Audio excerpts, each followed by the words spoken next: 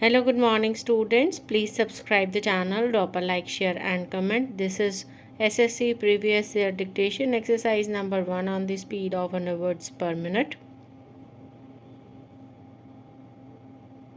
Start.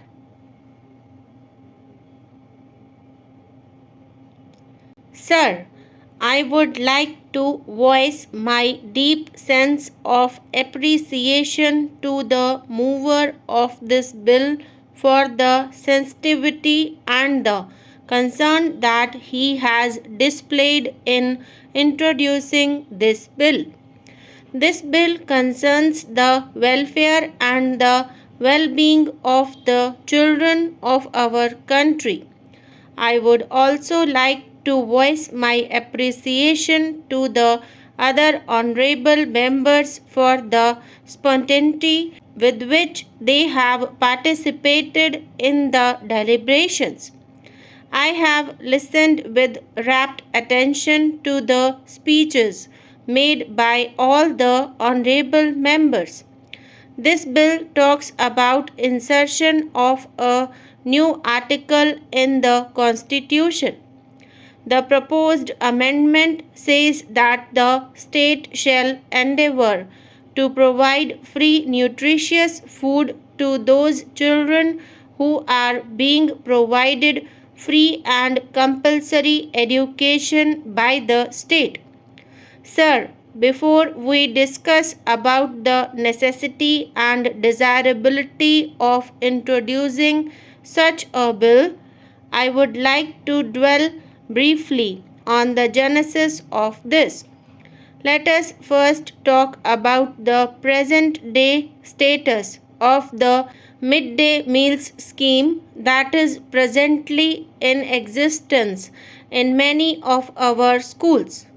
I would like to bring to your notice and through you to the notice of other honorable members of the House that the idea of introducing a midday meals scheme was mooted by our Prime Minister at the time when he was the Finance Minister of the country.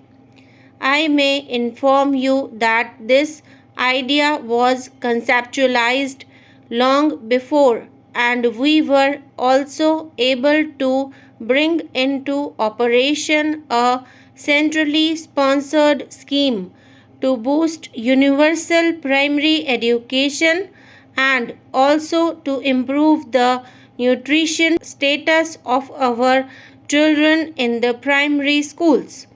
The point that I would like to make here is that if we really intend to bring in welfare schemes and programs for the targeted sections of the society like the scheduled castes, the scheduled tribes, women and children, we can do it independent of the fact whether or not there are enabling guidelines in the Constitution.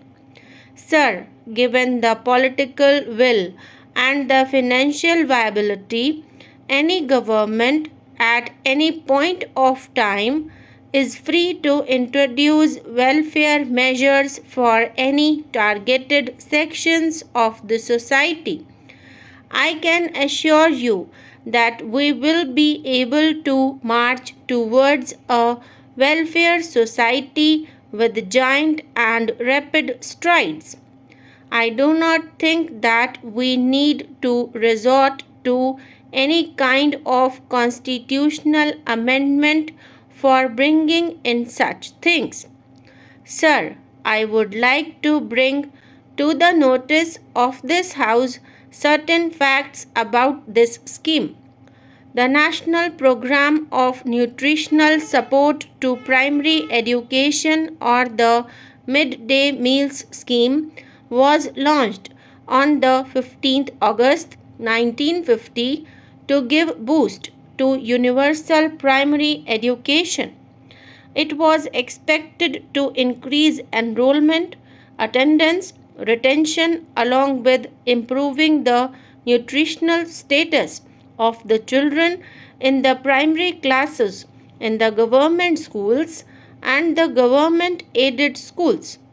Subsequently, the program was extended to cover all the children studying in schools. The program provides for the distribution of cooked meals to children through the local implementing agencies. The central government provides food grains free of cost. The state governments and the union territory governments meet the cost of conversion of food grains into cooked meals. In addition to this, the centrally government also provides assistance towards the cost of conversion of these grains into cooked meals. The midday meals are now being supplied to children in the drought prone areas also during the summer vacation. The scheme is now being implemented in convergence with the rural and urban development schemes for adequately meeting the infrastructural requirements. This program is being implemented in a very decentralized manner with the involvement of local level agencies. Women belonging to the self help groups in many cases are doing the cooking work. Besides, the state governments are also contributing from their resources for the betterment of this program to improve the quality of meal. Today, all the states are implementing the program. It is a happy thing to note that social equality is fostered here through children sharing the meals with one another. The most important thing is that the nutrition of children at an early age is very imperative, particularly in rural areas, and the government should supply free hygienic and nutritious food to children. This would make a great impact and ensure free and compulsory education to children. This would not only improve the attendance but reduce the dropout rates also. We firmly believe that our children are the greatest wealth of our nation. We, therefore, stand committed to our children's well being and welfare. The shortcomings and the deficiencies of the ongoing midday meals scheme have been effectively pointed out and they have been taken note of.